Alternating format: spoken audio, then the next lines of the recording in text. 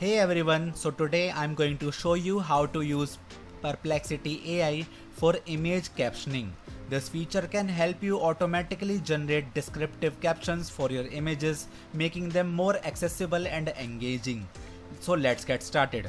First of all, visit the Perplexity AI website at perplexity.ai and sign up for an API key if you have not already. You can do it by first of all simply sign up on the Perplexity AI platform and then get on the bottom left corner, select this settings icon. Now get to the top right corner and select API section.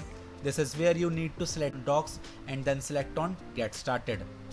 Now here you can get the process of how to get an API key. This key will grant you access to Perplexity AI's image captioning services. Next, set up your development environment. Ensure you have the necessary libraries and dependencies installed to interact with the Perplexity AI API. Prepare the images you want to generate captions for. This could be any image file that you want to describe with text.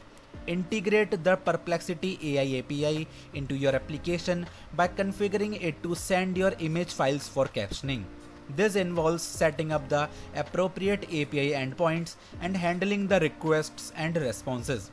Send your image files to Perplexity AI API and receive the generated captions.